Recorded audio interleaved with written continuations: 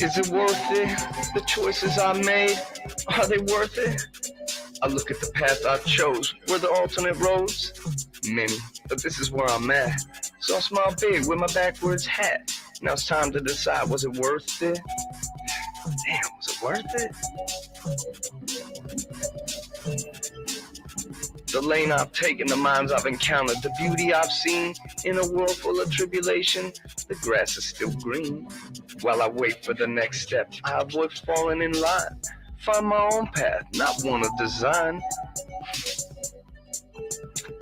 Makes things more complicated. So when I ask myself, was it worth it?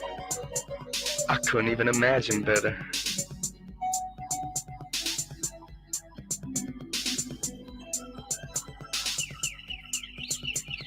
What it seems, I'll stand tall for my goals and dreams. When the hard times come, there will be many. I'll just proceed with constructive deeds. Stay above the banter. To say this was worth it? Hell yeah, it was worth it.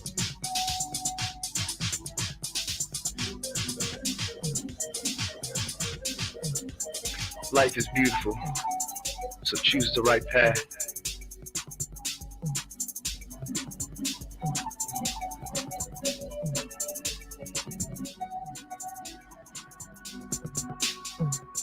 Set some goals to surpass the strife. Are you worth it? Please believe so. Search for happiness wherever you go. Love is around, easily found. Having trouble with your find? Here, have some of mine.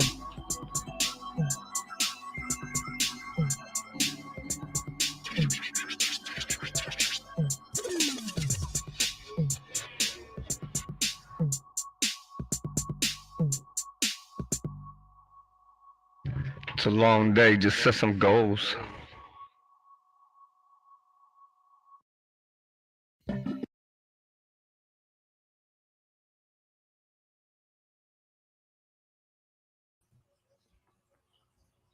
Good evening.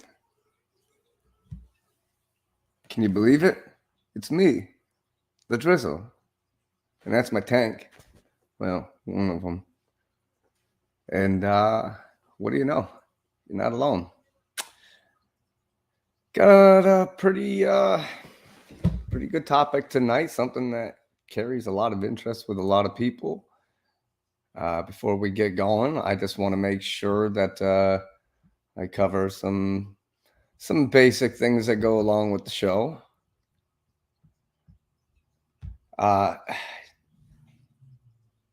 Epilepsy is a terrible silent disease.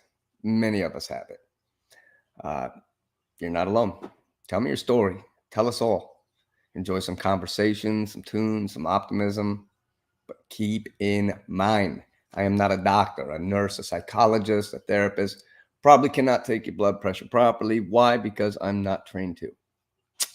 In order to come speak, have someone there who can help you in case of an emergency.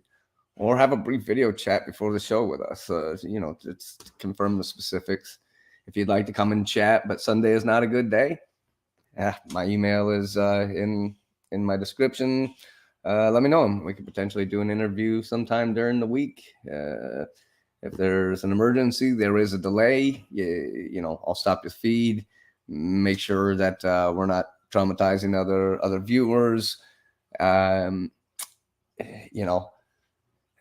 a lot of depressed people in epilepsy. So, if you come on and try to do something crazy, I'm going to have they'll stop the feed long before anybody will be the wiser. So please don't waste your time or your life. Besides that, tonight, I'm going to talk about CBD and medicinal cannabis and its relations to epilepsy. It's, unfortunately, it's a big battle.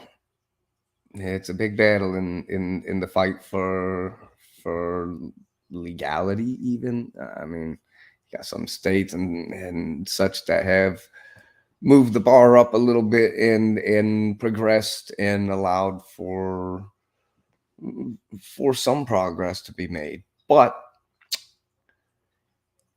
it has a long way to go. So tonight,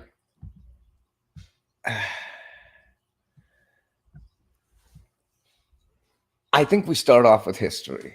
Like always, I'm kind of boring. And so when I start into these subjects, I don't want to know just like a little bit of facts from right now. I want to know as much as I can find out. So I start from the beginning. And what did I find? Well, I found on the PubMed site, it's a government site, I decided to do a little research there to get started to find out about the history of cannabis in the endocannabinoid system. This particular link I will copy right now and come over into the chat.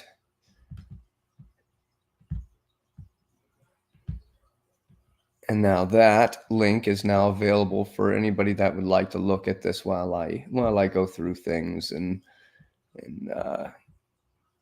it's a lot though. It's nothing really worth looking at unless you feel like filling in some of the details and such. I'm going to try and cover most of the stuff that's worth hearing about anyway. So, CBD was first introduced and isolated in 1940, and the structure reported in 1963 in terms of medical use. So they didn't really talk about it as being just CBD, something that they had isolated by itself and said, okay, this is what it is.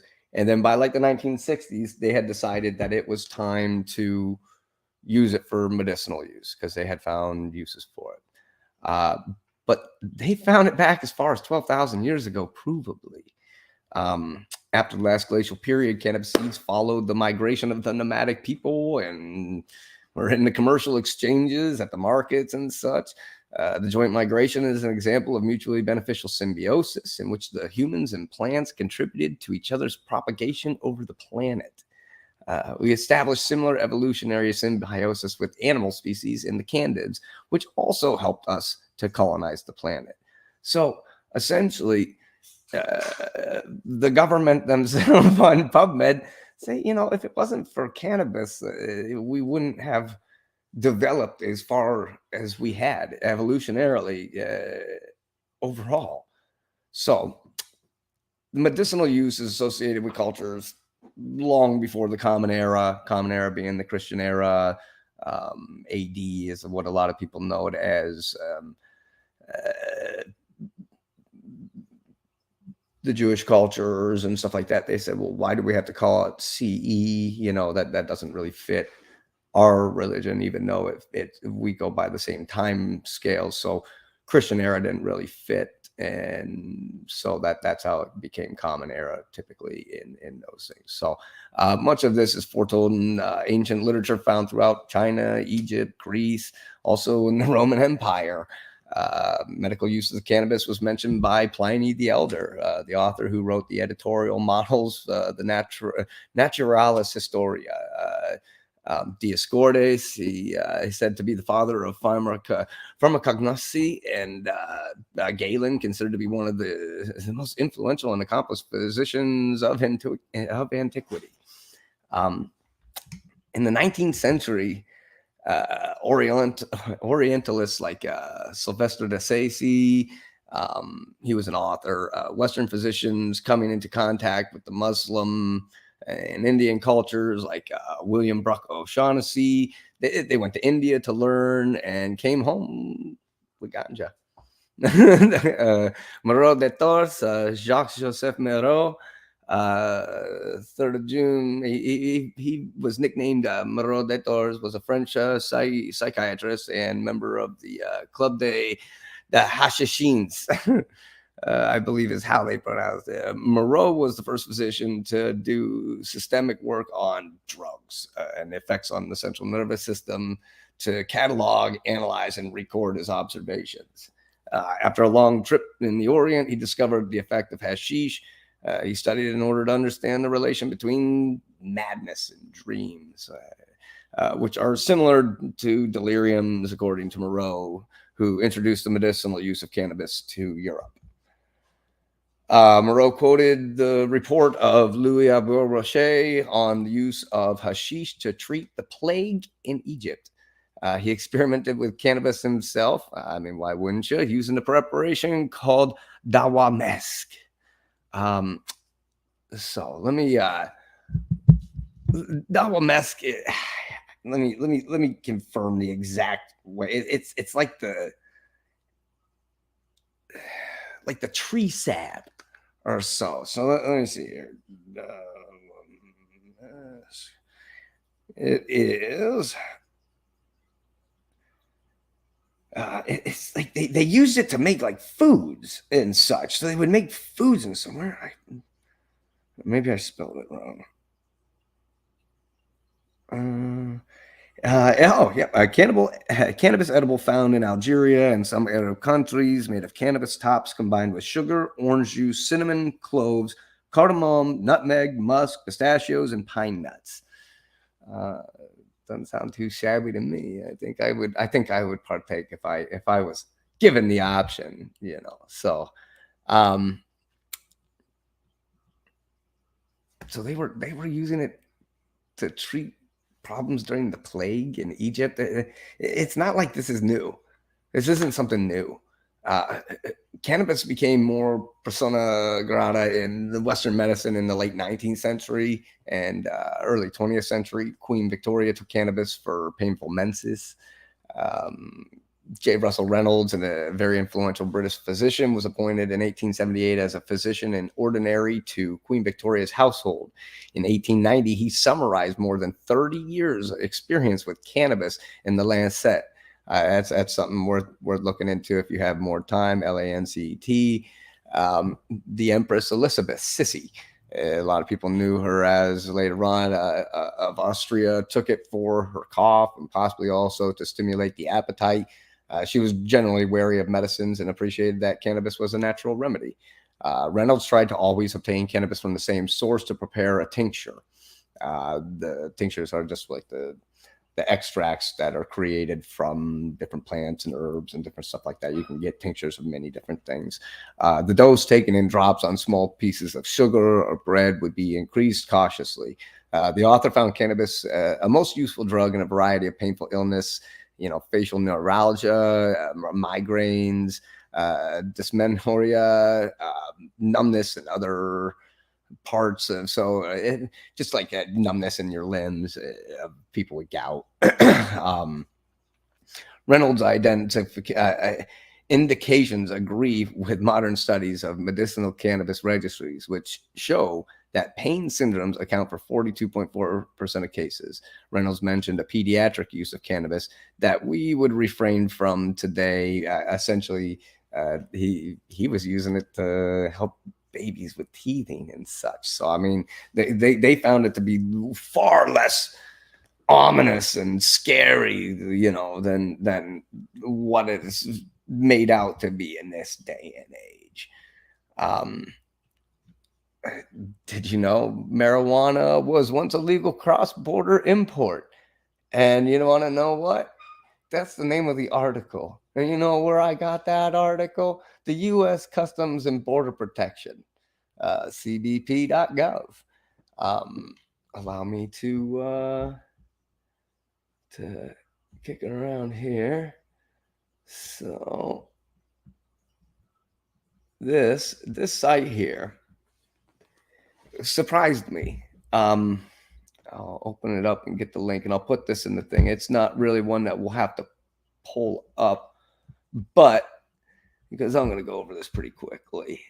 But this is a site, if you would like this, it links into other things that I'm sure that you might be able to find interest in. If anything about this topic interests you at all, I think you could find some links in there that you would find some information. You'll be just as surprised to read as I was, because I didn't leave it at this site. There's a lot to read in these sites. So I definitely recommend, if you're interested in hearing more about this, definitely go over to the Customs and Border site and read some of the stuff. That it's just public information. It's not like I'm making stuff up or doing a tabloid or something. I'm just reading off the government pages. So, did you know that it was once legal cross-border import? I didn't. I didn't even understand that that's kind of where it had got its steam. So, in principle, the Marijuana Tax Act of 1937 stopped only the use of the plant as a recreational drug. In practice, though, industrial hemp was caught in anti-dope legislation, making hemp importation and commercial production in this country less economical. Scientific research and medical testing of marijuana also virtually disappeared once that happened, just because it was harder to come by. The golden age of cannabis came to a definite end in 1970 when it was declared a Schedule I drug in the USA, and research into the effects of cannabis were practically made impossible. Finding out new things, it just wasn't even a possibility anymore. So changes have occurred over the last 40 years. As of 2012, 16 states and District of Columbia. In fact, that number has changed a bunch even since they wrote this article.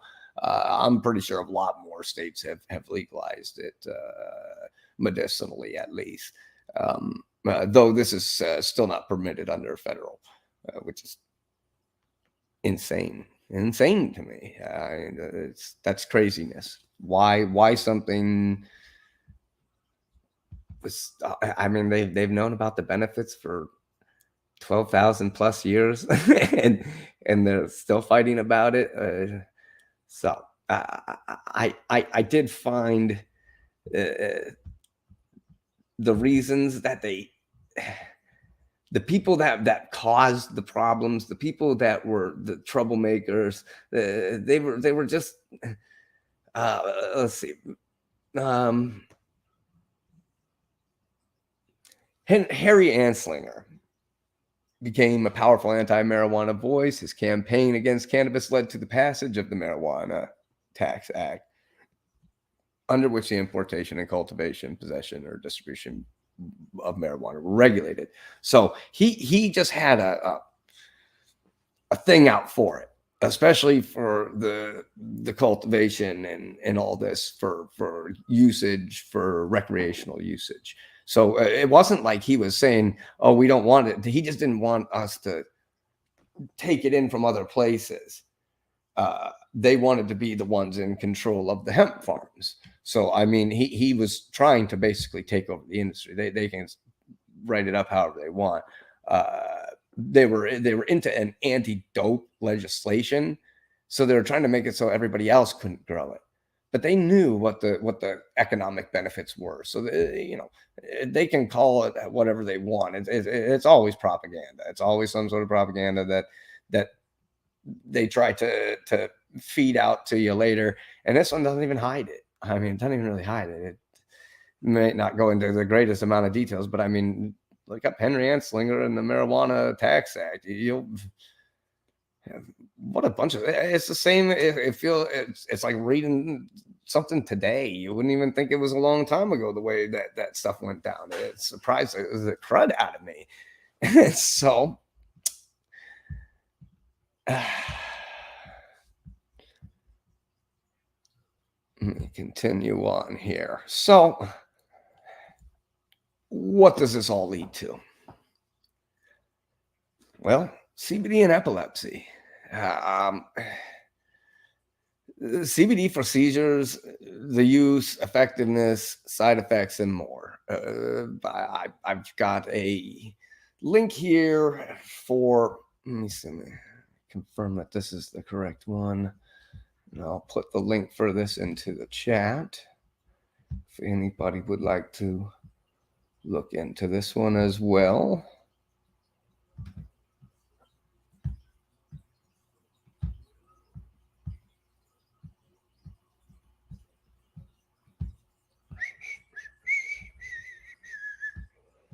Okay.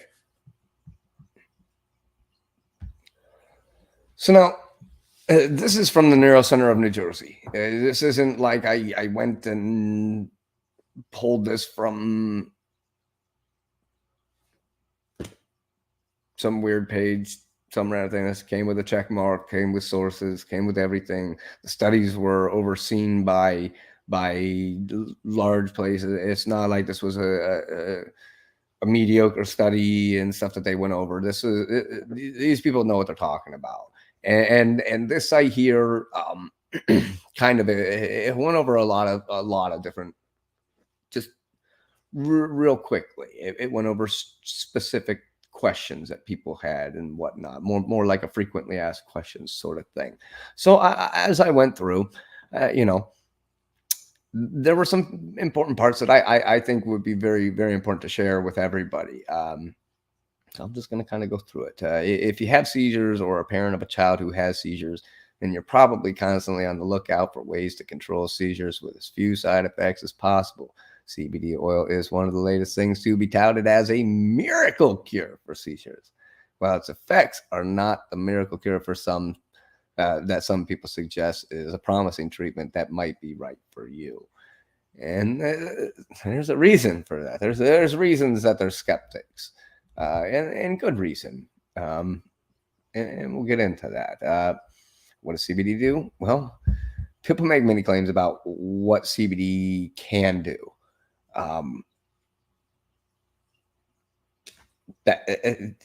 Until they test this stuff, until they do the proper research studies, until this stuff is really brought into a clinical atmosphere where they look at each person's body type and are making sure that they're giving them consistent amounts and consistent ingredients, and whatever they're using is the same every time, then they can't really have the proper information be put forth, because it just it doesn't exist. It just doesn't exist. It's hard to move something forward when you're fighting so many different battles. But what does it do? This is from the Neuro Center, remember. Well, they say, well, people make many claims about what it can do. Not all of them have been tested and verified. Here is support for claims that CBD may help reduce pain and anxiety. That's pretty cool. They go into it. We're not gonna. I'm here for the seizures. So, does it help seizures? I say short answer is yes. It can prevent some types of seizures in some people and some animals. Clinical trials have demonstrated a significant reduction in seizures for people taking CBD to treat Lennox-Gastaut, the Dravet syndrome, tuberous sclerosis complex. These are the three main ones that have the FDA approval at this point. Research in other areas are still early, but there are indications that CBD may help prevent other types of seizure or increase the efficacy of other anti-epileptic medications. CBD appeared to retain its efficacy over the length of their clinical trial. So all those that's all good information, good news. That's all very good news. Yes, it did help some people and animals. It's been put up for FDA approval for the treatment for children for 3 different things, and that's for children. That's not, they're saying this is the best thing for an adult. No, this is what they give kids, little kids that are suffering.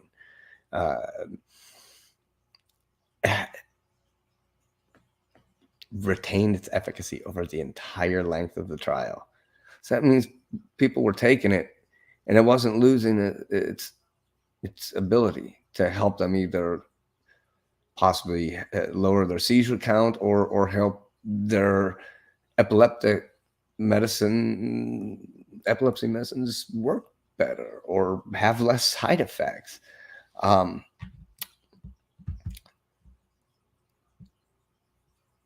If you have a seizure disorder, you should be seeing somebody. And it's important to discuss if you are seeing a doctor for your epilepsy and you do decide to take CBD, you got to let them know. It's not illegal. They're not going to call the cops on you. I know there's a lot of stigma, and a lot of people really worry about that. It really seems like in 2022 that people would be like, "Oh, okay, so they've already learned a bunch of stuff. This isn't a big deal anymore. I can take that. Nobody's going to say anything." No, a lot of these people are truly nervous that when they go into these clinical settings and they say, "Hey, do you use cannabis?" And they go, "Oh, no, no, no, no, I don't," because they think that somehow on the back end that it's going to get them in trouble. For real. And that's hard. That's hard for people to get past. And it, it's legal. So talk to your doctor about it. It's worth a talk at least. While it is generally safe to use, it's like anything that you can have. Not everything's for everybody. There's always too much of a good thing. You can always overdo something, for sure. Too much of something, anything becomes poison. So therefore, just like with any anti-epileptic drugs, you want to have professional monitoring of the use of your CBD. I mean, whether you use it alone or with medications or some potential side effects to using CBD for treating your seizures. It can lead to an increase in suicidal thoughts is one thing that they have found. I mean, that's clinically shown. So, I mean, if you're using cannabis regularly and some people use it a lot and it can have a lot of adverse side effects, unfortunately, and suicidal thoughts and behaviors are one of them. A lot of people have increased sleepiness and drowsiness. Some people, that's what they take it for. Some people take it to go to sleep. It's if that's what some people need, why would that be a problem? To go to sleep? How dare they want to fall asleep and not want to take some weird over the counter or some pushed by some physician pill, because they're pill pushers. Sorry. Diarrhea, loss of appetite. So instead, some people, instead of it making them want to eat more, it makes them not want to eat. And there are risks with taking CBD. Just like I said, too much of anything, or even just some people in general. It can be very effective on your liver, on your liver enzymes. So you really got to make sure that you're keeping track of getting your liver checked by your neurologist or your primary care physician regularly while you take these medications, especially if you're taking it with other things, because not all of the medicines that you're going to take normally with CBD are going to be a good mix. They're not all a good mix. They're not. Also clinically proven. And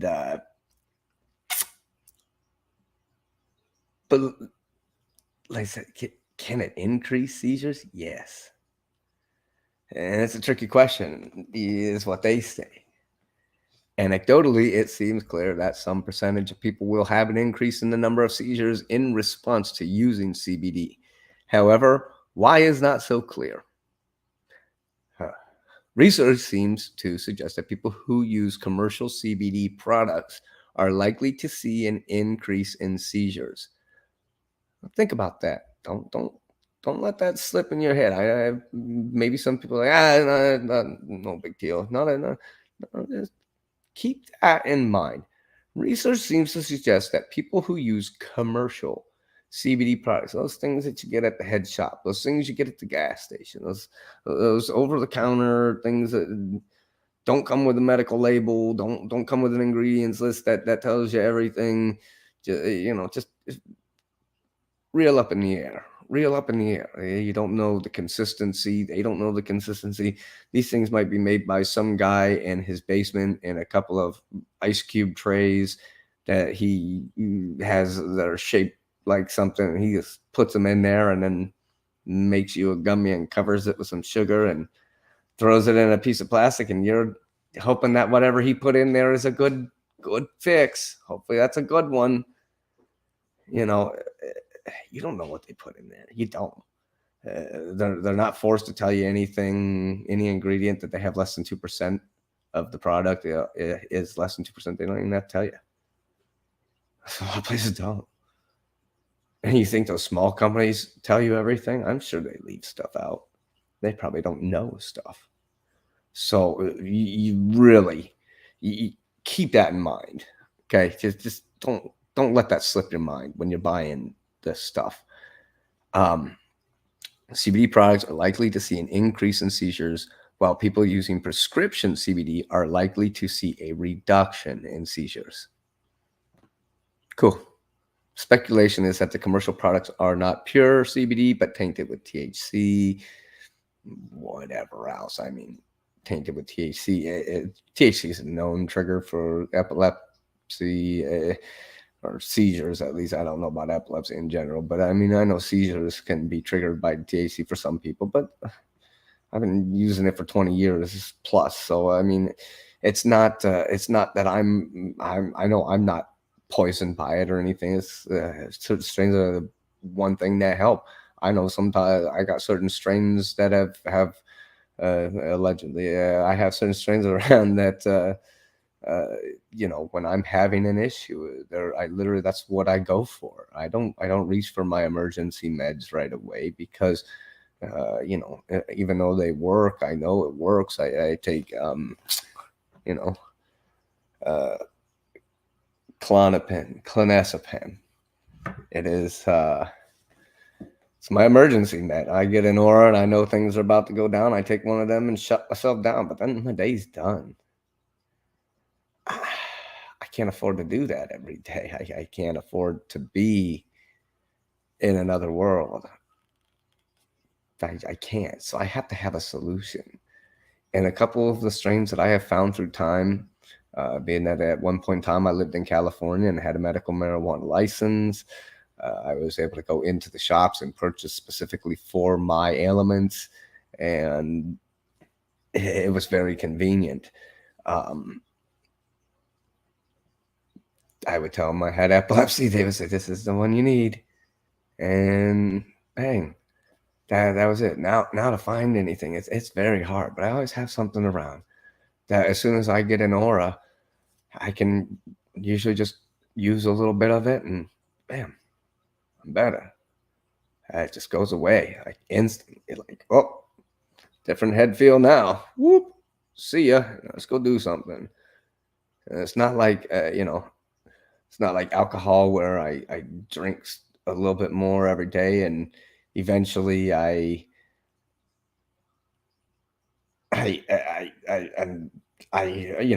can drink and you don't stop getting drunk. You might get a bigger tolerance, but you continue to get drunk. I don't know. When it comes down to it, I can smoke cannabis and not lose track of reality and stop being myself. It doesn't change who I am. It's not, some people become lethargic and some people can't handle it, get the munchies. Some people get paranoid. Some people have problems. I don't have that. So I don't worry about it quite as much. But just like any other medication, you got to get used to something. If you try something one time and it doesn't work out for you, maybe it's something else. I mean, unless you're having life-altering, life-affecting side effects.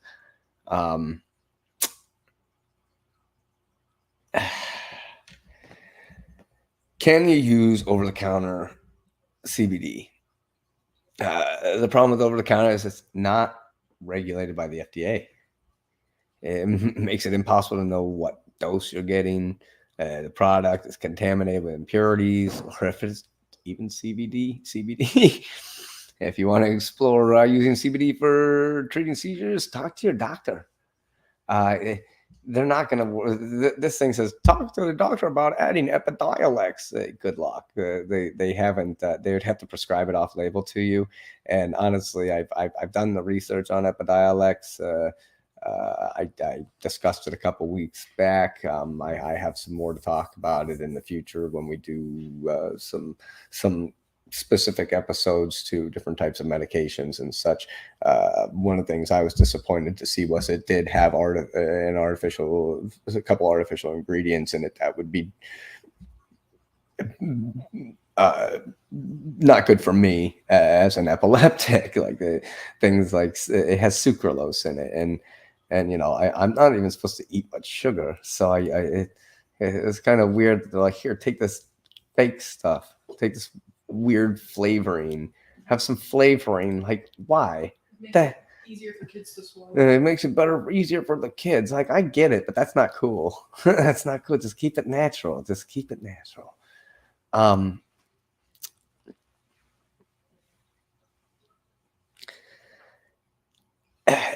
Epidiolex is the only FDA regulated product right now in America. I mean, it is. It's the only one. So it's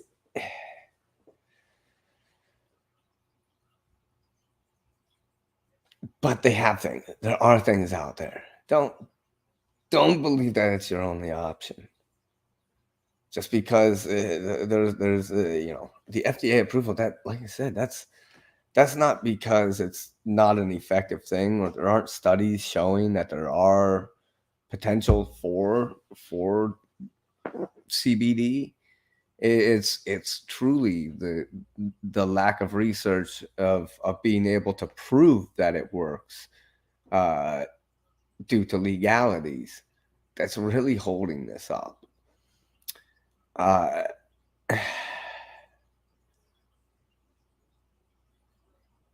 Being refractory, being that I can take any of the pills I would like, and it doesn't matter because they're not going to help. I can do my best to try and make them work, but we've tried so many, and they just keep trying. I mean, I've got 3 different types of Depakote.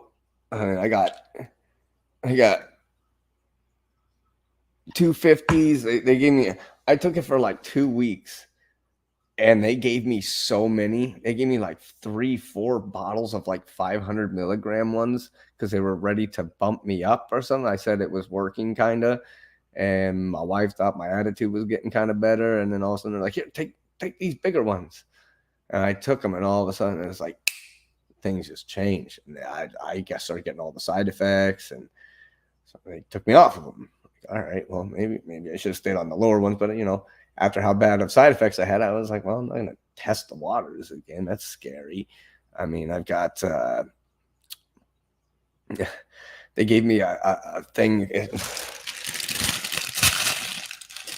I got to remove that. That can't be on there. It's called Excopri. That was the last one they shoved down my throat. I got the demos. I got like multiple bottles of it. I literally took 1 pill. I took the sample dose. I got 3 of the terrible side effects. I got 3 of them. It was scary. And then I had a seizure the next day. You had 2 seizures. 2 seizures. 2 days. Within 2 days after taking it. It was like, I remember the doctor said you were crazy. Yeah, the doctor thought I was lying. He was like trying to call me out like I was lying to him. I was so mad when we stopped going there. I was so angry with how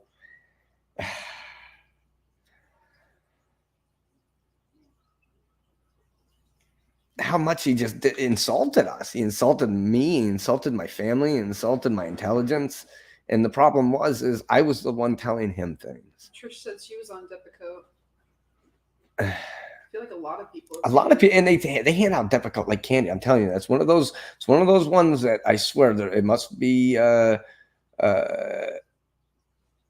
one of the ones that gets pushed, like they get a kickback or something. Because just like I Keppra. think it's just one of the standard of care ones that it's just the first one they hand people because it's been around for so long. Well, like I think of like Keppra.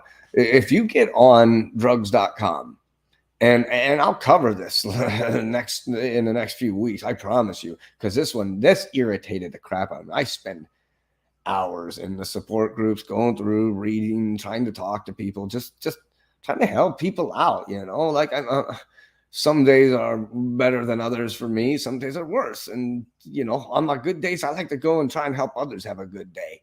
It's a tough life, it's a tough life, and anybody I can help, I will go and do that. I try everything I can. And hold on. You were just talking about the drugs.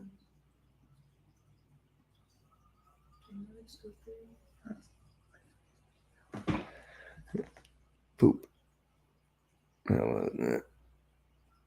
Well, that sucks.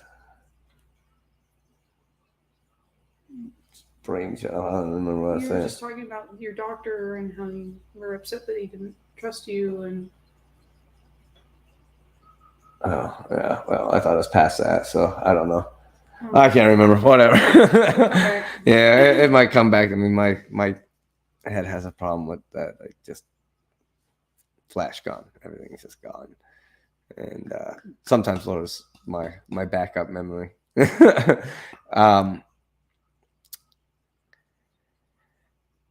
I'll just continue on from here then.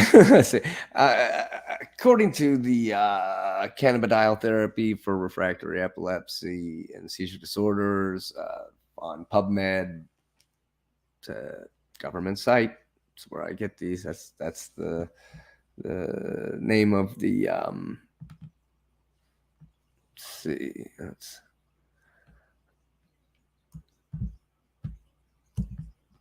make sure I'm opening the correct one. That one can go. Copy. I'm gonna put this in here now. This is the what? What the heck is that? Copied only the number 3.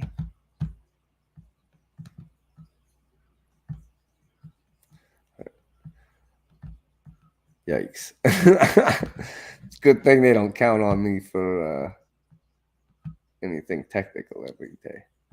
There would be problems on it. So, like I said, this is right from the PubMed, National Library of Medicine. The cannabidiol therapy for refractory epilepsy and seizure disorder. This is just their abstract. It goes into it much deeper if you get into the study. I just want to kind of cover the most important parts of the abstract. Also, get back over here. What happened here? There we go.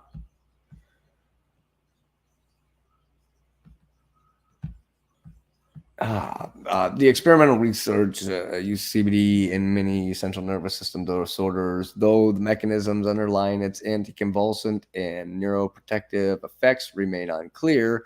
CBD has been shown to reduce inflammation, protect against neuronal loss, normalize neurogenesis, and act as an antioxidant. No wonder it gives you diarrhea.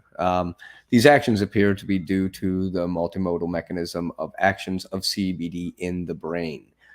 Clinical trials are ongoing for other forms of epilepsy and refractory seizures associated with infantile spasms, tuberous sclerosis, and Rett syndrome. Overall, adjunct CBD has been found to be generally safe and effective treatment-resistant seizures in children with severe early onset epilepsy. Whether an add-on CBD is efficacious for the long-term treatment of various epilepsies and seizures for types in adults are being tested in various clinical trials. So, you know, they're saying, you know, they're trying their best to get as much information about it as possible, because they're finding there are benefits. It does support different things with your central nervous system. It's just you got to make sure you're using the right stuff. They're not all the same. They're not all the same. Let me cross over. So on the epilepsy and behavior page, they really get into so much. They do so much for epilepsy and support for everything. They really, one of the ones that really stand out amongst the rest. And they do, I just put a link in the chat, cross-sectional and longitudinal evaluation of cannabidiol product use and health among people with epilepsy. This was the research and care. I mean, this was all about trying to learn and help people. That's the only reason that this even existed. Observational studies suggest that even artisanal, which is just like the stuff you see in a dropper, like you can go to the store and get, I use echinacea and elderberry when I'm sick, and I get them in the dropper form so that I know that whoever is making it had to have it tested to a certain degree to assure that it can sit on like GNC shelf and stuff, because they're not going to sell it if you can't prove that it's what you say it is. They're not street dealers, you know, it's not the same thing. So they have found it to be beneficial to epileptics, not only for the ease of their symptoms, but also helpful with medication tolerability. I get a lot of side effects from things, and a lot of other people do too. But a lot of people are in much worse situation than me. So when they're trying to find a solution, any solution at all, to try and help with the terrible side effects that they get, stomach aches and the nausea, you know, some people get inability to sleep, some people can't stop sleeping, some people turn into zombies, some people turn into assholes. They're finding that it helps with a lot of that stuff. I certainly do. I wouldn't use it every day, you know, and realistically, I didn't start using CBD until recently, and I'll get into that later. I'll make sure that I let everybody in on my experience with it. I don't know how much you'll care, but I'm going to let you in anyway. A few issues that gave the study trouble was the lack of information held by physicians. Go to your physician. Ask them about medical marijuana. Ask them. See how much they know. See if they're filled in. See if they've got the in. They don't. They don't know shit. It's most of the time they're just, excuse me. They just are ignorant to it. It's not that they couldn't learn or that they wouldn't be willing to help you if they knew, but they just don't know. They just don't know. And you can't hold that against the doctor. You know, they're trying to help people. Now, if you're a specialist in something and you don't know this stuff, well, then you're kind of dropping the ball. There's a difference in that scenario. And we found enough of those guys. The guys and gals, they're all out there. The ones that claim to be, oh, I'm the best. Well, you might have been the best 20, 30 years ago, but today you don't know a damn thing. And you can't trust every doctor just because they say, yeah, this is what it is. I'm sure of it. This is how it works. And you say, well, have you looked into the most recent? Oh, I don't know. That stuff doesn't work. You know, how do you know? You're not. How do you know? What school have you been back to learn about this stuff? And they don't go back. They don't continue their education, and they're not forced to. You know, and they get paid a lot to do it. So they get paid a lot of money to be wrong. Cool. And they don't mind being wrong when they're wrong because, you know, they have insurances. If they're wrong and something really bad happens, somebody else foots the bill. I mean, some of them lose their medical licenses, but not always. I mean, it depends on what's happening.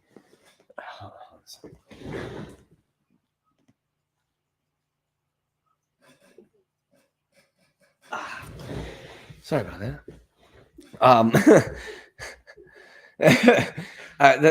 There's the worries about legality. You just hush. Worries of legality. A lot of people, like I said, they're afraid they're going to get arrested. They were trying to do this study, and people are like, "Are you sure we're allowed to talk about this? I don't know if I want to talk to them." And they had quotes of people that just were afraid to talk. They were truly scared, and that's silly because it's not even illegal. Not the CBD is not illegal anywhere. It's an extract that has no psychotropic it's not like THC. It's not going to make you high. It doesn't get you high. It might affect your head a little bit. It might change your head. Like any other medicine, you got to take it for a little while and get used to it. And you got to gradually bring yourself up. Don't just start with the highest dose and jump right in, because it's not like, hey man, give me the most strongest bud out there so we can make sure we get stoned. Like, no, that's not the point. It's like, because that's not what you're going for. It's not your objective. And so if you end up with some weird over the counter bull crap and stuff, you might end up with some stuff that is got some of the illegal stuff in it. You might end up with something that's not what you were looking for, and you might have some problems, but you're not gonna have to worry about legalities. So if that's something that has troubled you in the past or up to this point, currently, just drop that. You don't worry about that. Talk to your doctor. Talk to your doctor. Talk to your doctor. Talk to your doctor. And if your doctor doesn't want to talk about it, well, then maybe your doctor is not the right doctor. Maybe there's another doctor around that you might need to go see who might be more versed in this, because a lot of people were raised conservative and they end up being doctors, and they're not going to change their mind on what they were told their entire lives what marijuana is. They're not going to change their minds because they were told it was, reefer madness. Nobody's going to change their mind. And so you might need to find a different doctor. We've been all over the country going doctor to doctor trying to find the good ones. And we found a few. But only certain doctors do certain things. You might be going to a neurologist, but your neurologist might not know diddly squat. You might need to go find an epileptologist. Maybe you're not just somebody having seizures. Maybe you really need to go see an epileptologist. And there's a difference. There's a difference. You don't go see a brain surgeon to get a heart surgery, right?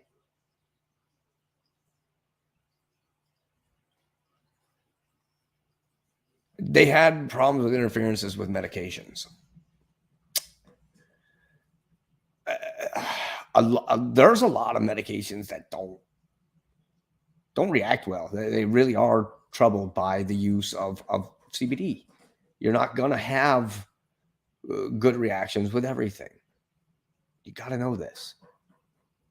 So when you talk to your doctor and you let them know, hopefully they can let you know whether it's a bad idea to take with your medicine.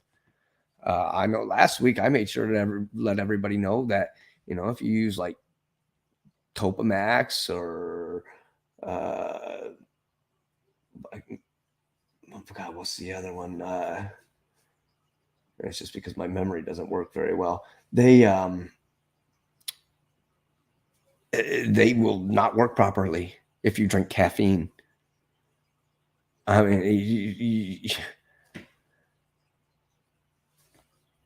you got to be sure. You got to be sure. And the only way you're going to be sure is if you talk to your doctor. And your doctor knows what they're talking about. And you guys do the proper research on you. They take a physical. They do labs. They find out how your liver and kidney and heart and gut health, everything. And you know everything about you. It can't be a mystery. I got all these doctors trying to hand me pills, and they don't even know what kind of epilepsy I have. So how do they know what to treat me? And, that's what I was talking about. It was Keppra. And the fact that, go to drugs.com and see the 7 things that are said about Keppra after months of being in the support groups and seeing horror story after horror story after horror story. It should have a black label warning all day long. It's terrifying. And I keep seeing people, oh, my doctor, I had a seizure. It was my first one. I haven't had any EEGs or MRIs yet, but my doctor, who doesn't know jack shit, gave me my general practitioner. Like, what? Did he not read the labels? Like, 20% of people are helped by Keppra. 20% of people are helped by Keppra. And the max that they're helped is up to 60%. Big floppy deal. That got FDA approved. That's literally go to their page. It says they don't know how or why it even works, or if it does work. They can't even verify that it's working. Think I'm lying? Think I'm exaggerating? I'll pull up the page if it's absolutely necessary. But I promise I'm going to go back over it. I promise. But what I'm really worried about is whether the CBD is going to work for many people, more people than we know. Yeah, the fish are going nuts back there. Moving the chair too much. Okay, well, please stop cutting me with. I have a hard enough time with my memory.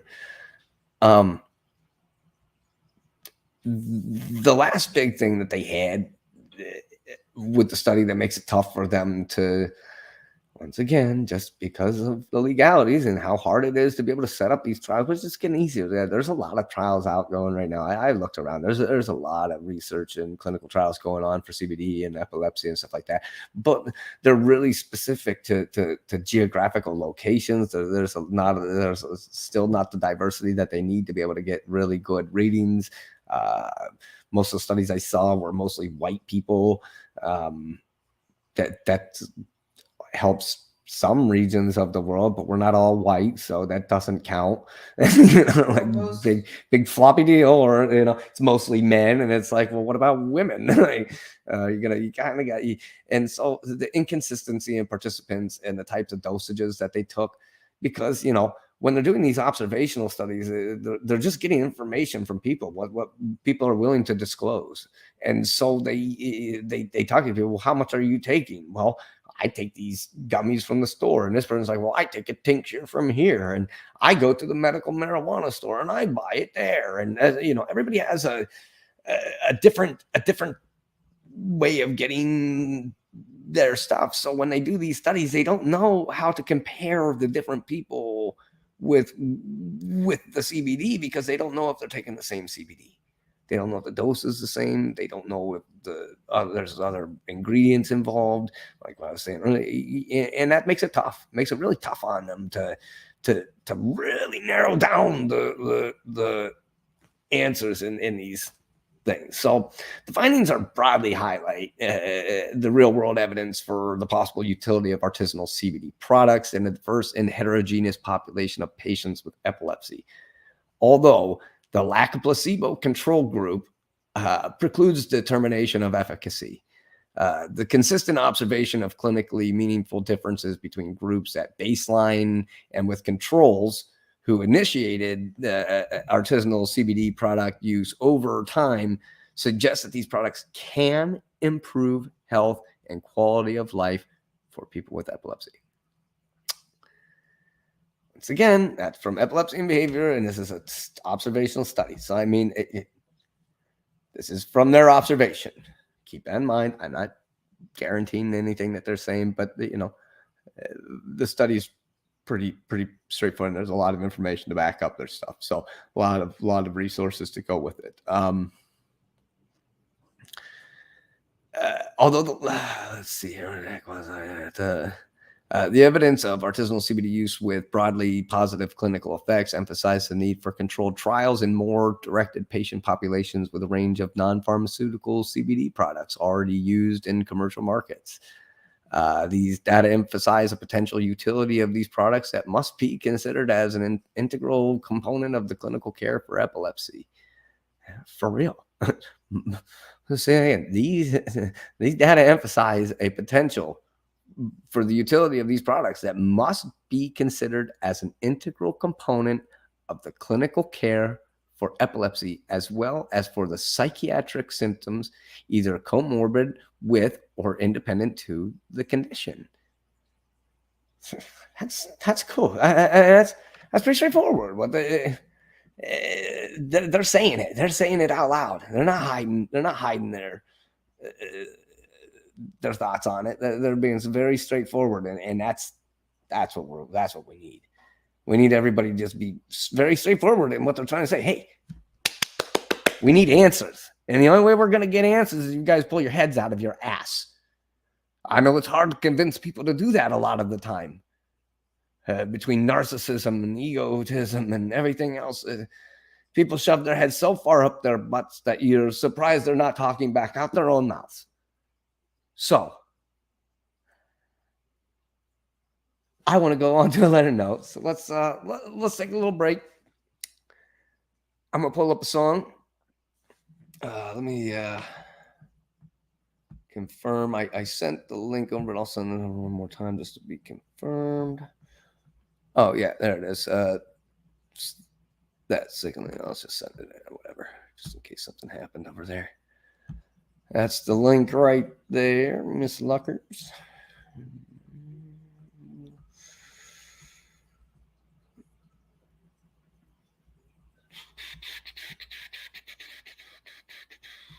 We can go. You do.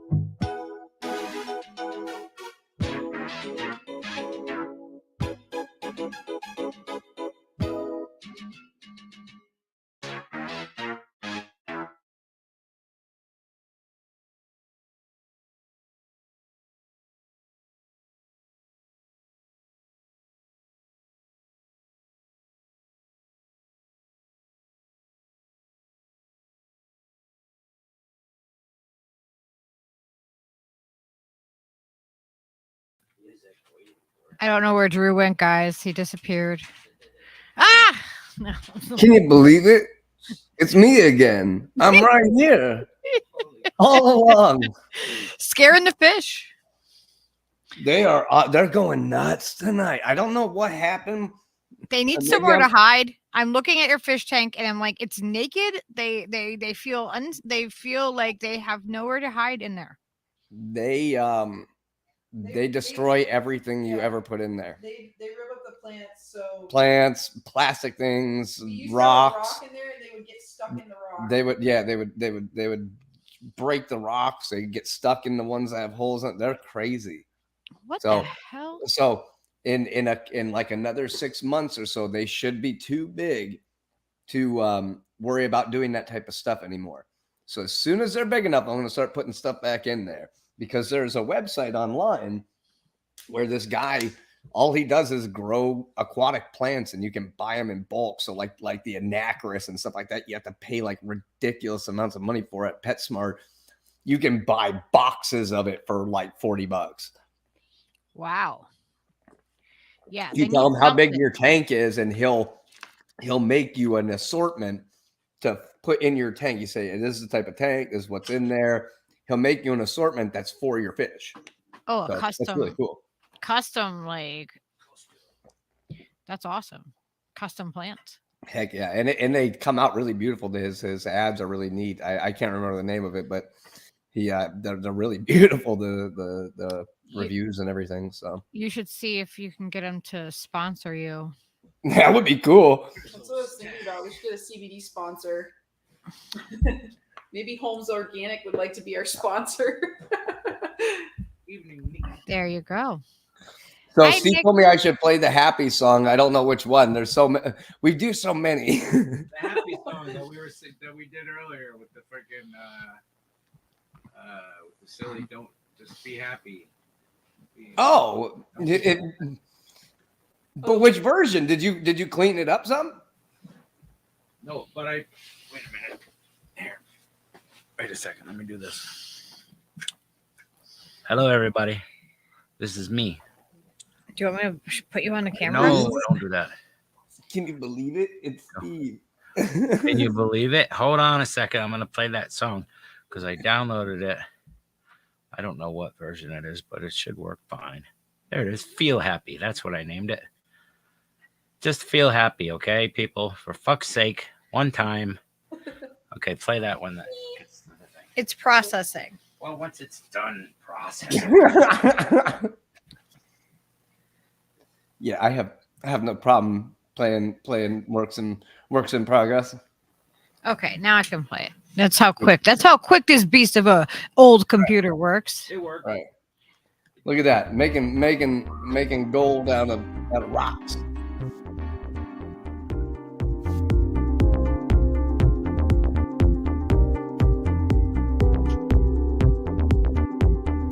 You can be happy. You can be glad. You can see the sunshine. Or you can be sad. Why be unhappy? That's what I say. If you keep looking, you might see a better way. If you keep looking, you see the sunshine today. You can be happy, or you can be sad. You can see the sunshine. You can be mad. You could be mad. You could be glad. You can see sunshine. You could be sad. You could be happy. Things ain't that bad. Look up at the sunshine. Don't be sad.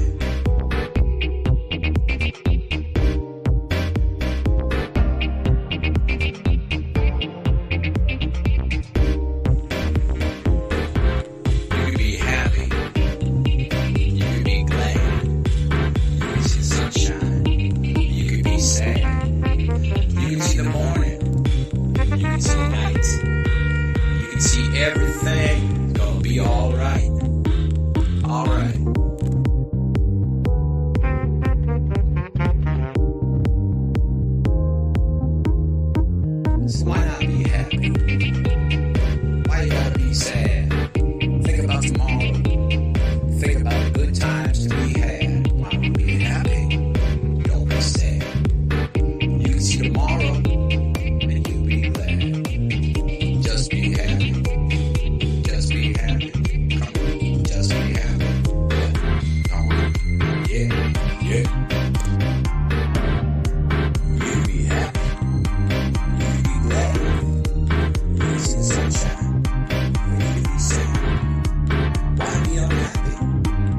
That's what I say.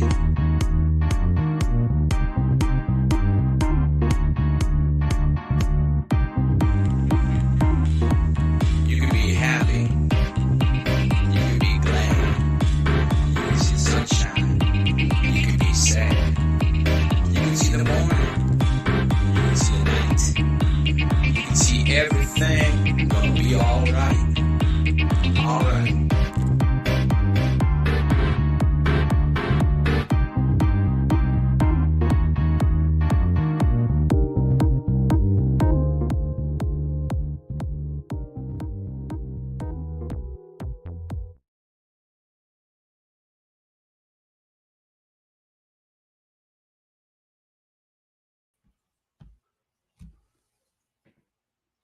Hello, I'm back. And I got more to talk about. Are you surprised? Probably not. So, let's get into it. I have been covering CBD and epilepsy this first half of the show, and now we are going to continue into the second half. And I'm going to try and make it quick because I'm really hoping that we might have some people around that might want to come and talk about their experience with CBD. So, one of the main things I want to discuss in terms of CBD is something I've kind of gone over the entire time.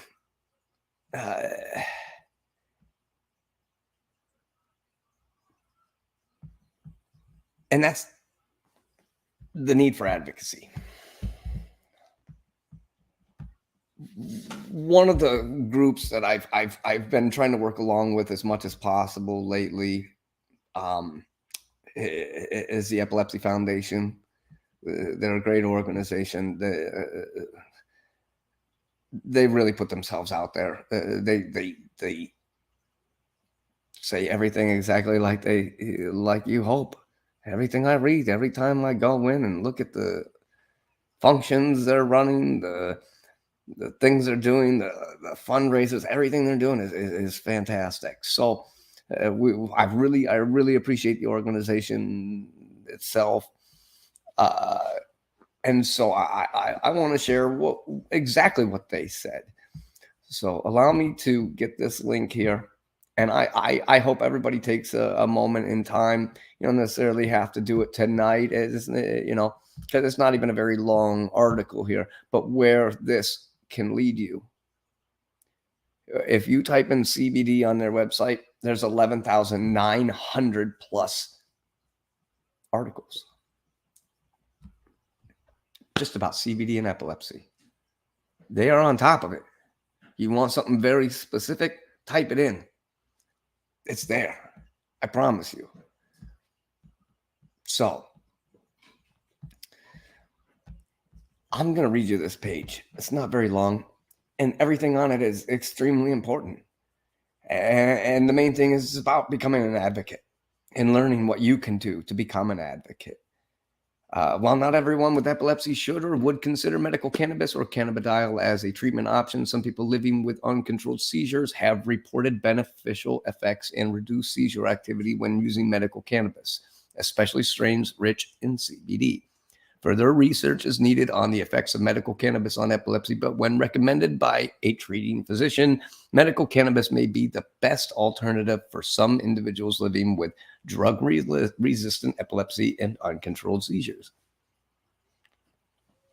Access to medical cannabis will support increased research efforts and allow individuals who have failed to gain seizure control to have an option for treatment. Simple. What's their position? They're committed to supporting physician-directed care and exploring advocating for all potential treatment options for epilepsy, including CBD and medical cannabis. They support safe, legal access to medical cannabis and CBD if a patient and their healthcare team feel that the potential benefits of medical cannabis or CBD for uncontrolled epilepsy outweighs the risks. Once again, that's a decision for you and your doctor. Nobody can make that decision for you. You have to go talk to your doctor and decide, is this something that's safe? And are the risks that come with it, will they outweigh the benefits if you take it? Because if so, then yeah, maybe it's not for you. but they're finding so much potential, so much potential. So we also support breaking down barriers to research to better understand the potential therapeutic benefits and harms of cannabis. The Epilepsy Foundation does not have a policy position on adult use recreational cannabis programs. However, under these laws, individuals and their physicians are able to work together to access cannabis to control seizures when medically appropriate. So they're saying in the states where they've allowed it to happen, that's where the research is happening. And it's unfortunate because that really limits and narrows down who can be studied. If it's only one geographic location, there's a lot of caveats that go with research studies and a lot of diversities. You may be a certain race, but if you live somewhere else, you just based off of your geographic location and your surroundings, you may have a completely different chemical compound inside of your body, or how you digest, or the different foods that you intake, and how you go. Your body may be completely different than somebody who 2 generations ago would have been very close to you, possibly. You know, we change, we adapt, we all become different. It doesn't take much. Look at animals. You're gonna find that through time they change, they adapt, they get longer fur if they grow in the forest, as opposed to if they're down south. There's cats that are near the equator that don't have hair at all because they've changed too. We change. And so, you know, if you're going to look into it, make sure you're talking to your doctor so you know that you have the right body type. The status that they have. As of November 2020, 48 states and the District of Columbia have legalized either recreational or medicinal use of cannabis on the local level. Under federal law, cannabis remains a Schedule I controlled substance and illegal to use, buy, sell, or possess. The restrictive Schedule I status also creates a significant barrier to conducting medical research on the benefits or harms of cannabis as a treatment option for epilepsy and seizures, as well as other complex chronic conditions. So they're not just holding up epilepsy, they're holding up a bunch of things. They find this works for migraines, depression, sleep disorders. I mean, it's a lot of stuff that can be benefited. During the November 2020 elections, Arizona, New Jersey, South Dakota, and Montana residents approved ballot measures to allow for the adult recreational use of cannabis. Mississippi and South Dakota residents approved ballot measures to allow for the medical use of cannabis as well. Arizona law will take effect on November 30th, 2020. When election results are certified, the public sale of cannabis could begin as soon as March 2021. New Jersey's constitutional amendment takes effect January 1st, 2021, and will issue regulations and licenses in cannabis businesses in the coming months. On February 2nd, 2022, Mississippi came the 37th state to adopt medical cannabis laws when Governor Tate Reeves signed SB 2095 into law. So some of these states have legalized since they've made the changes. They've switched over. These were just ballot initiatives as they were talking about this. But since then, they've become legalized states. This site, one excellent article after another, one after another. I mean, just in this webpage, they have down at the bottom, it's a frequently asked questions tab. What is medical cannabis? What is cannabidiol? What is Epilepsy Foundation's position? And I mean, it's just a few pages. And I tell you what a fantastic breakdown. It's 5 pages, and we don't have time to cover it all. And a lot of what I did cover tonight. So I hope that we can truly, that people can really find some help with this product. Because lo and behold, I did.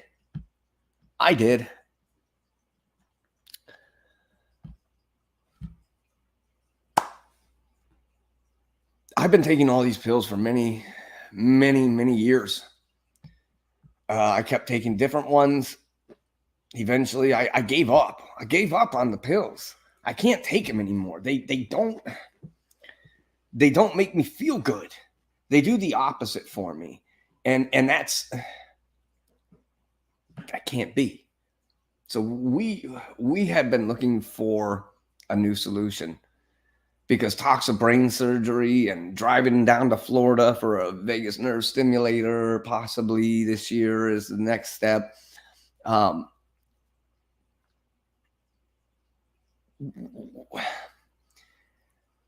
couple weeks ago, my wife decided she was sick of hearing the doctors, just like me, and she wanted to try something. So she looked out to, can you find the bottle for me, babe?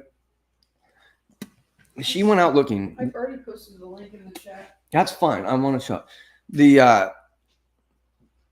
I am allergic to everything. And so the key thing for me when we went out looking was to be sure that whatever I was going to use was going to be pure, was going to be exactly what they said it was. So we set out and we found a company. Well, she found a company in Missouri, out in St. Louis, Missouri, called Holmes Organics. Certified organic by one cert. So, I mean, it has...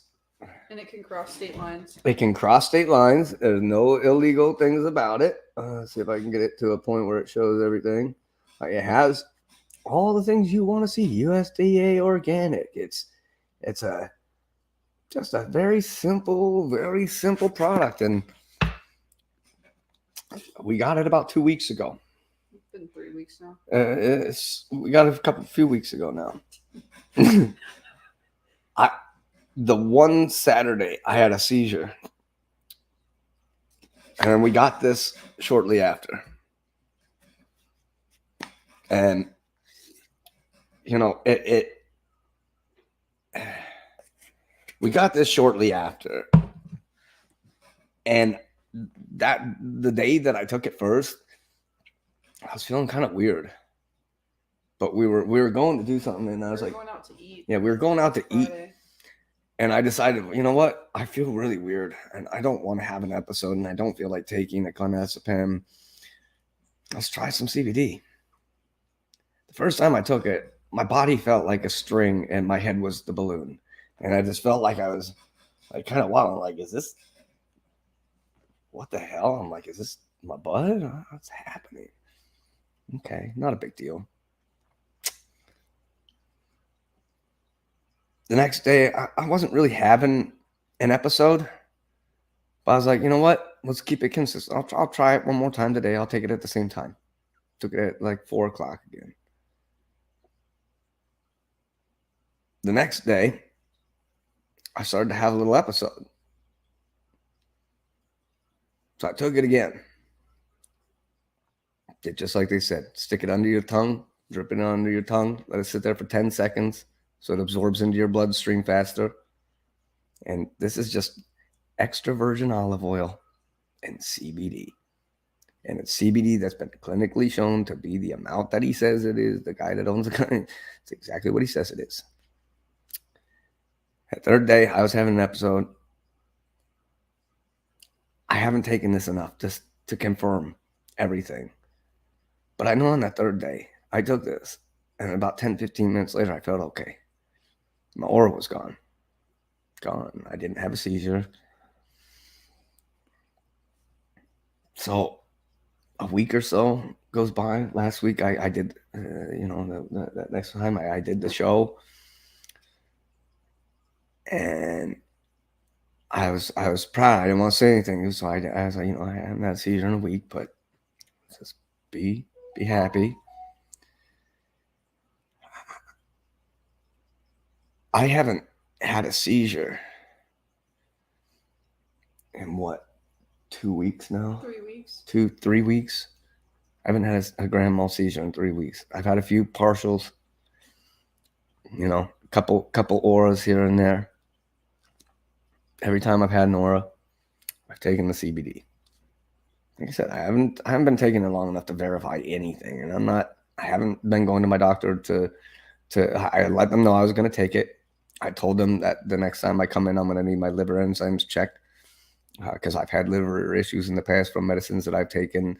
Topamax almost shut down my kidneys. I've had problems, so I got to make sure that I keep up with it. So now that I'm taking it, I'm going to go here shortly and go let them test it. They all know about it. I talked to my doctor. I let them know, well, I'm definitely going to take it. But we had a virtual appointment with them, and I talked about it last time. And yesterday, my wife decided that she was going to take the kids to the skate park. We haven't been skateboarding very much because I haven't been leaving the house. I've been kind of just stuck here. She goes, well, if you can't skate, just come and watch the boys. They'll just appreciate that you're there watching them. And I can understand that. I said, all right, I got it. So I grabbed my board, jumped in the truck, and I grabbed my skate shoes and went to the skate park. We get about 3 miles from the house, and we hit the sunlight. It hit my face, and all of a sudden I got an aura. I go, oh, no. Immediately, I just reached over and I grabbed this. I took it right down. I didn't say anything. I didn't say a single word to anybody. I didn't say a word to anybody. I took it. 12 minutes later, we get to the skate park. I felt a little weird when we first got there. But after a few minutes, after a little while, I started to feel okay. I stretched. I did my normal routine. I started doing warm-up tricks. I was having a little bit of trouble with grip on my board because my grip tape was kind of crap. But besides that, I hadn't skateboarded I skateboarded twice in 3 months. It's something I do more than anything in this world. I've been doing it since I was 7 years old. It's my favorite thing on earth. It's my favorite thing on earth, besides my family and my kids. And I'm going to pull this up. We got there. I started to skate. After an hour and a half of skateboarding, my kids pooped out. I skated for another hour and a half. I skated for 3 hours yesterday. It felt so good. The aura had gone away. I was able to stretch and skate.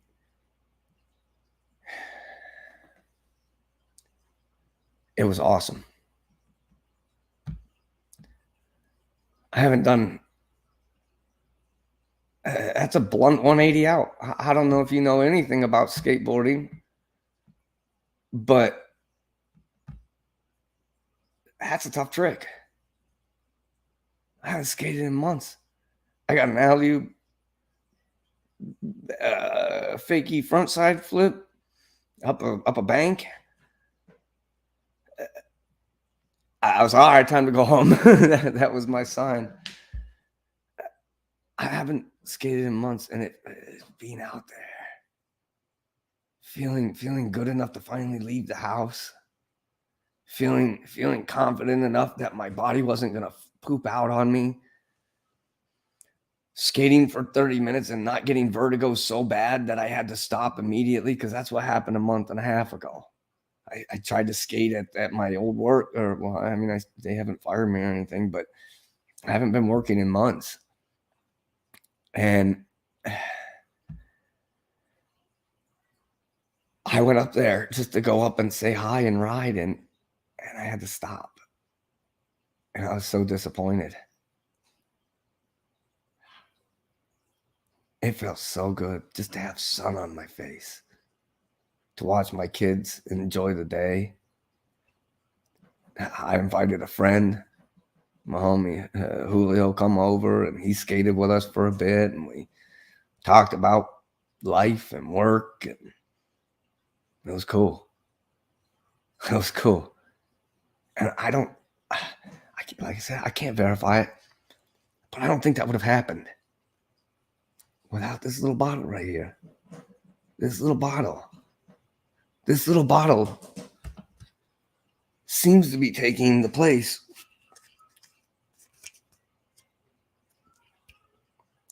of this one.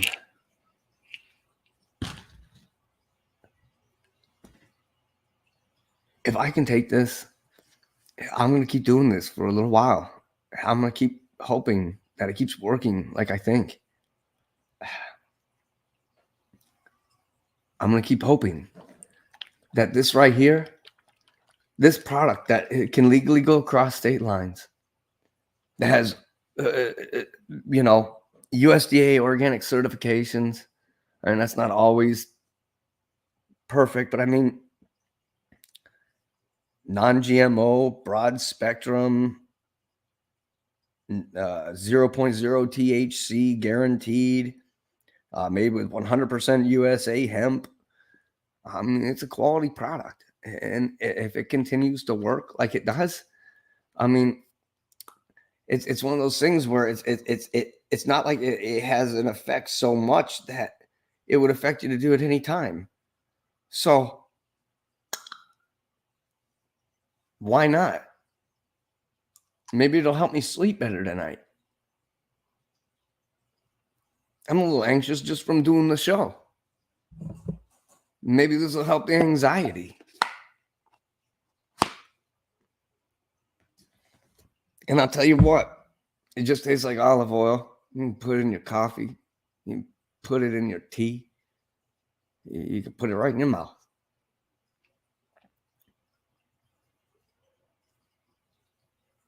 That's it. That's it.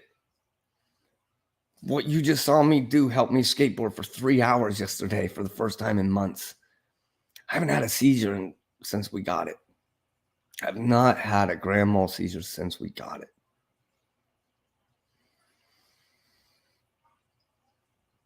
It's hard to believe. For me to believe. Not for me to tell somebody else and hope that you believe me, because I don't care whether you believe me. I hope you do, because I'm doing this. I'm only telling everybody about this because I really hope that the information that I'm gaining through my journey, through my struggles, through my affliction, but through my positive actions, my research, I hope I'm helping other people. I hope this information goes with you and you're able to take this and say, hey, maybe this is an option for me. I don't have to be afraid of getting arrested. Oh, there are quality, but I don't have to buy those weird gummy bears at the gas station. Yeah. It's legal. It's an option. And we need more research. And it's Epilepsy Awareness Month. And right now I see the Venmo going across. You're more than welcome to donate to me. The better way to go about that, though, is we have an album, Glitchy Farms, Fearlessly Glitchy. Me and Steve's first album together. It's a nice instrumental album. Got some really cool stuff on there.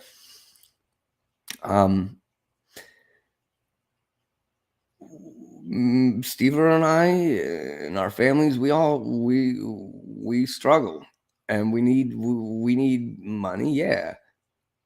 And so the proceeds of the album, 1/3 will go to Steve's family, 1/3 will go to my family, and 1/3 will go to the NC Epilepsy Alliance to try and help broaden the ability here in North Carolina, because we have a lot of hemp.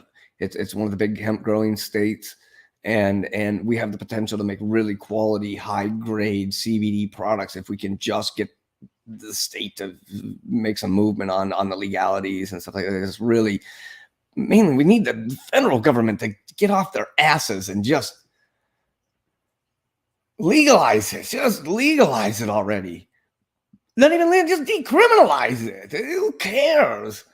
Like, there's so many people in jails. Yeah, Biden. Yeah, Biden told everybody, "Oh, I'm going to talk about all these promises." These Democrats make promises every time that they never keep. They're not going to expunge people's records, are they? I doubt it. Regardless, there's so many people that are sitting in jail for marijuana. I have charges on my record that affected me from getting jobs for small amount possessions in the state of Pennsylvania. It's the stupidest thing I've ever. It's affected me, and they're nothing. They're nothing. I remember you told me that when I first met you. I was like, you can get in trouble for Yeah, growing weed. in I other met my places." wife in California, so she was like, "Wait, they arrest people for that?" Like, yeah. She's like, "Oh, we just go to a store here." Like, I would go to a clinic that there was a donut store next door, and the cops would be there. And a corner on the cob place.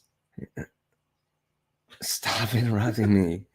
The cops would be sitting there.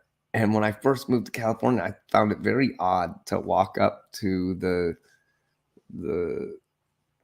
clinic and go inside and know that I was about to come out with marijuana, and the cops didn't give a shit. They didn't care. And my whole life I had been hiding, sneaking off into the woods when I was a teenager, like a weirdo. Stupid.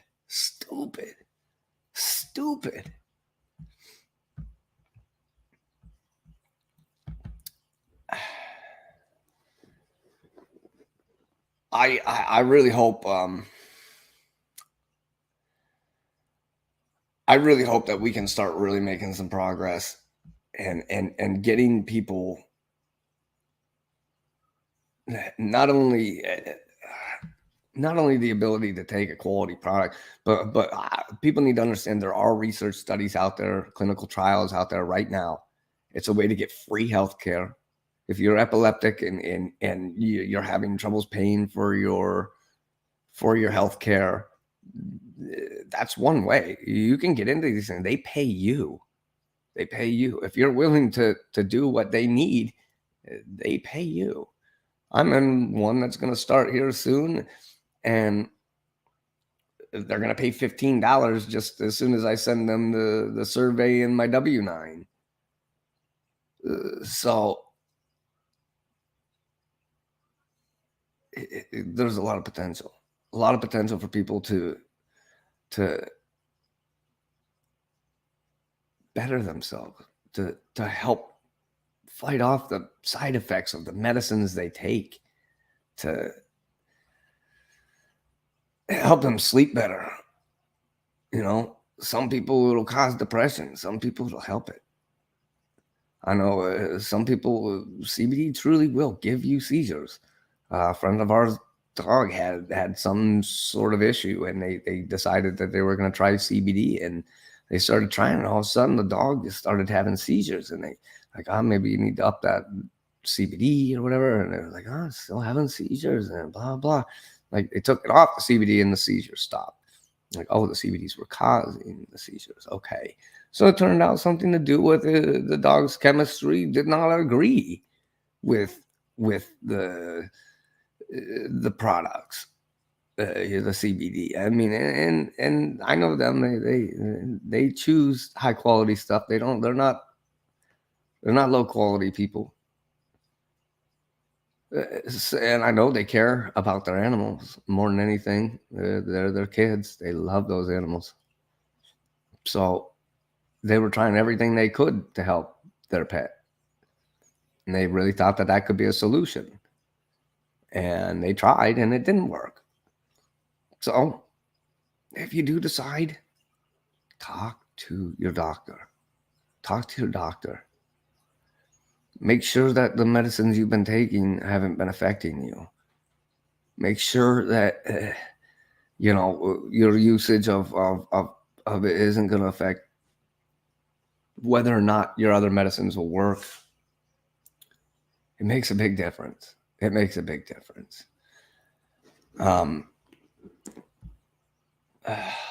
see here.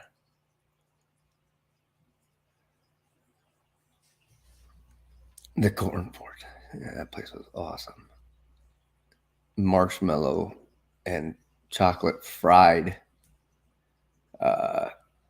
covered in chocolate syrup. Those corn on the cobs. Yeah, Yeah, those they are. chocolate dipped them like it freaking Yeah, that was always so funny. The Dairy Queen. it was like a corn dog, only they were corn on the cob, and they had just all these different flavors. It was I just, can't remember the spices they put on like the normal one, but it was always really good. yeah, just like that like citrus salt stuff with the Yeah. pepper. Yeah, and Like cayenne pepper or something. yeah, and And then they put the Mexi cheese over top and wrap it in the tinfoil, so when you open it, the cheese would be melted. oh my goodness, it was silly It was good. really good. It was silly good. It was like the ultimate like munchy place. Like so something you would. Well, we you were would- poor, and I mean, we're still poor and broke, but yeah, we were really poor and broke then. yeah. We're a little bit better off than we were in those didn't have a particular job, days. really. Yeah, at that time we were both We had schoolers. a lot of hamburger helper. A lot of hamburger helper. A lot of Top ramen. yeah. What are those stupid meals that I used to eat all the time? Banquet. The banquet meals. Yeah, the Salisbury steak and all those little things. Oh, they were so bad, but it was like all we got. You could get 2 of them for $2. It was like $1 a meal. Like, you know, $2 to eat. Let's do it. Like, look at this disgusting brownie. Always something weird in those things. Oh man. Yeah. Now that's one of the biggest things that this leads up to is the fact that people can't get the health care that they need, so they don't even know they have a problem. We have such an issue in this country with the lack of health care in general. It's you know, we look at other first world countries that are you We're the know only country they in the world give that all doesn't provide healthcare to its citizens. yeah, they just everybody else is like, here, we got to make sure the society is healthy. No, they're trying to make sure we're broke and sick. Is what it feels like. Honestly, if some of these people had the healthcare, they probably wouldn't like it anyway. Yeah, I mean, every doctor we see just seems incompetent. yeah, we've had a real problem with doctors through time. We've had a lot of them that I go in and start to talk about things, and truly I know more than they do, and that's scary to me. That's very scary. I should not know more than my doctor. Well, I just read a poll yesterday on LinkedIn that said 50% of neurologists don't know what refractory epilepsy even is. Yeah, that's the problem. Is just because you're a neurologist does not mean you're an epileptologist. Epileptologist. Epileptologist. Epileptologist. Epileptologist. Oh, I thought it was epitologist. Epileptologist. Oh, I've been saying it wrong. So that's the difference. There's a difference. You got to see the right doctors. I mean, it really does. It really does come down to seeing the person that knows what they're talking about. And just because somebody's a neurologist and studied the brain and the nervous system and stuff does not necessarily mean that they understand epilepsy as their main thing. They, you know, who knows where they went to school and what they covered in their classes and stuff. You know, what was most important to their professors is what they learned about. You know, so. We need a supportive healthcare system that helps people with every type of illness, not just epilepsy. This is not an epilepsy only problem. We have the potential to help our country, and instead we blow money on wars and back alley corrupt scandals and benefit, you know, take money from taxpayers to give to the DNC. I mean, we just watched that FTX thing go down. That was wild. So, I mean, it's not like they can deny corruption at the highest levels. You know, these people have a different priority than the people. We have needs that they're not willing to fulfill. I know $120 billion has been sent over to the Ukraine. I know we could have used a lot of that for epilepsy. I'm sure we could have done a lot with that. A lot. We could have done a lot for a lot of elements, a lot of different things. There's so many. I mean, our friend Lucky, she's got Lyme disease. There's a clinical trial out right now where they're trying to determine whether they have a Lyme's vaccine now. It's so weird that they're always coming out with vaccines, but this was something they've been working on for a while. This isn't something they just started working on since mRNA came out. So it's something, if you look into it, they really want to try and stop people from getting Lyme's disease, because the ticks up north have gotten so bad. I remember seeing pictures of friends. They said, I took a walk down the bike path and my dog and I had so many ticks on us just from walking on the concrete, not even in the bushes or anything. Like, that's terrifying. I mean, with all the deer and everything that people are hunting for are just covered. They're covered in them. So these deer could have Lyme disease. There's so many ailments out there. In fact, I want to bring to attention that, you know, this show is mainly about epilepsy and how my journey can try and benefit others. I really wish people would come on and just come and tell me about anything. I don't care. People get onto these support groups and they type into their entire life stories, but I can't seem to get anybody to come and just have a chat. Just have a little chat. That's all we're looking for. So, you know, if you've had any experience and you want to come and tell me about it, please do. If you're having a bad day and you just want to tell somebody about it, come tell me about it. If you're trying a new medicine and you're curious if I can help you do some research, and you want to ask, you know, hey, can you look into this and I'll check back at another time, or maybe we can email chain or something, I'm more than happy. I want to help everybody in any way I can. And I think we can really help people out if we can have some really good discussions. And so to guarantee that we have some discussions, I'm going to start trying to set up some conversations, since I'm not having very much luck getting people to just drop in. So on top of that, there's other ailments that run congruent with epilepsy. I got friends and family that I believe episode 11. We're in week 7 right now. I believe episode 11 is going to be when I jump into this. I believe the first 10 episodes, I'm just going to stick right here with the epilepsy and keep you on my journey with me and get everybody caught up to kind of where I'm trying to be. And we can start moving on to specific topics and getting back into some of the stuff. But I just want to make sure the bulk of the most important information is done through the first 10 episodes, in case anybody ever wants to go back and well, I mean, episode 1's learn about me and my journey. But, you know, from everywhere from that on is basically good information and things that I've found from research studies and everything else. So I want everybody to know that, you know, we want to venture out a little bit. And so I've got some friends that deal with diabetes and diabetic neuropathy and stuff of that nature. And I've got a family member and a friend that both have type 1 diabetes. Both have type 1 diabetes that have insulin pumps, and a family member of mine that has a glucose monitor and the insulin pump. They've had their thyroid removed. They've got Graves' disease. So, I mean, all of these things end up causing them to have seizures. So even though they're not having epileptic disorders necessarily, they kind of are.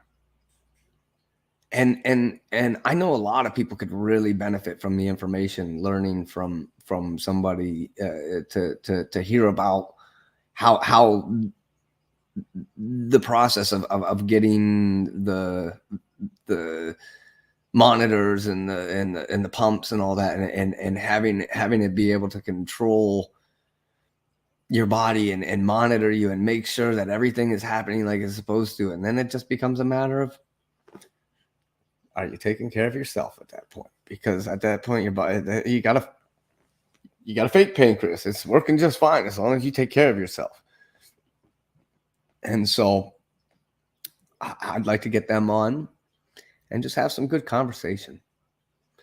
Basically, we're just going to talk. I'm going to interview my family member just to get some information, and then probably just the other half of that setup. I believe it's just, it's one of my really good friends. So we'll probably just end up chit chatting, and Instead of Drizzle's tank, we'll call it Cameron's tank. We'll go to their house. yeah, Cam's tank.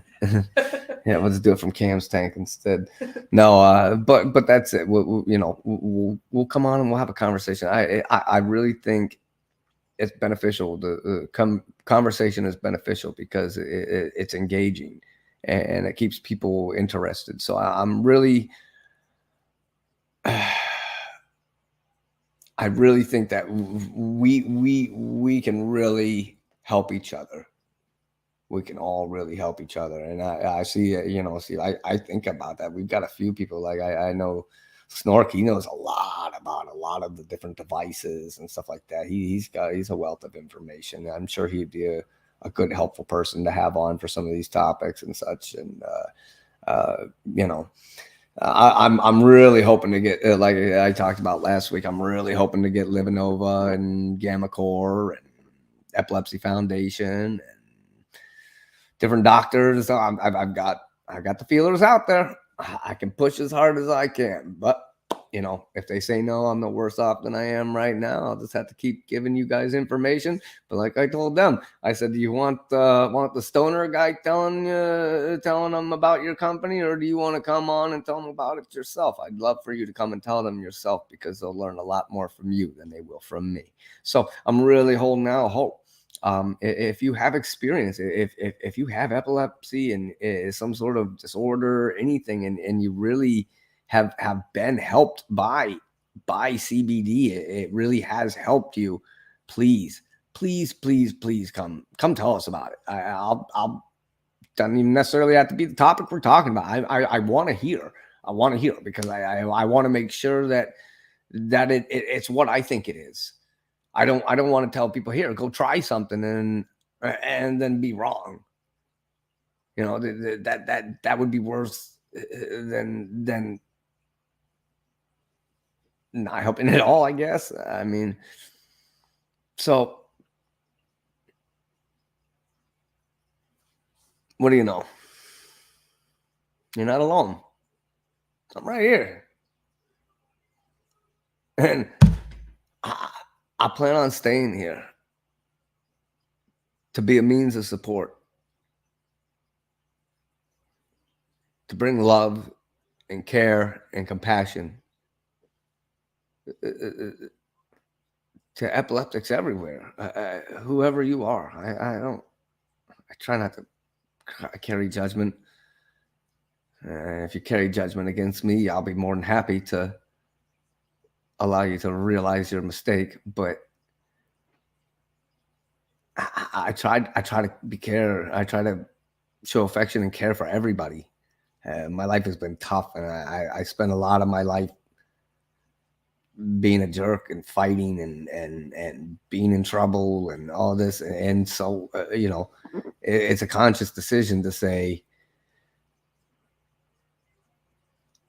I want to be an altruistic person who shows love and care for all, no matter who you are. I may not agree with everybody. I may not have the same feelings. I may not want it, but I still want the best for everybody. Because I think if everybody finds what the most perfect scenario is, and we all work towards things together, we come up with a better product. Life is a product. As a business major, everything is a product to me. Everything is something that's viable, sellable, or marketable. You got to be able to sell yourself. You got to have a good product. And I'm trying to make myself a good product by providing quality information and compassion and optimism. And like I showed you, this is. I took it right here on the screen. I'm not dying. I did notice for a few minutes that I got a little tunnel vision for a few minutes, but now nothing. I feel, I don't know. I feel like I don't know, just real mellow, real calm. Yeah. I feel calmed already, like I'm calming out. I don't feel like I did those first couple times I took it. Let me know. Let me know how it works out for you. Let me know if you have any information that you think could be beneficial.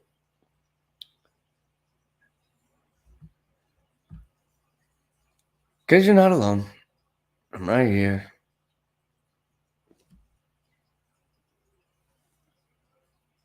See you next week. I said we'll end right now with I think we got one more song that I'd like to pull up. We'll end on this. I see we got a couple minutes left here, and unfortunately, Lucky's feeling a little bit under the weather today, so her stream is not going to be happening. She's just got to work on getting herself feeling better and getting some things under control, and she'll be back at it, rocking and rolling and ripping and tearing and keeping everybody entertained as she always does. So just let her know you're thinking of her, and yeah, I'd say it's been a pretty good night. I really hope that the information that we gave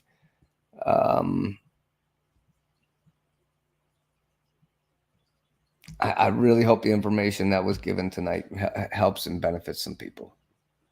I really hope I hope people learn some stuff. An epileptic comes across your stream and just happens to see. Yeah, I mean, really, it stinks. Last week's episode only has 32 views. The other ones have 80 to 100, 90, 100, you know. So it was kind of odd. Not sure what happened, but you know, hopefully this one will get a little bit more viewership based on the topic alone. I mean, a lot of people out there that would love to see the legalization. So someday.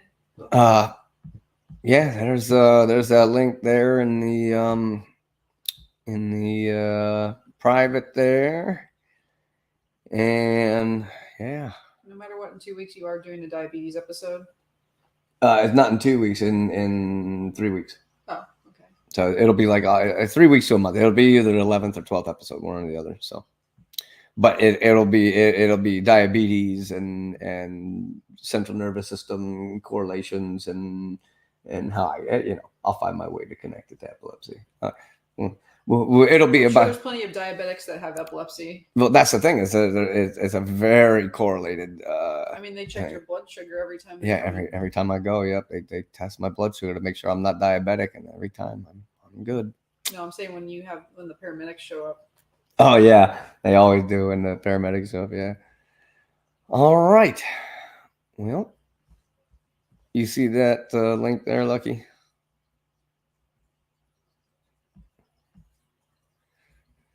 All right. Fantastical. Well, thank you, everybody, and have a great week.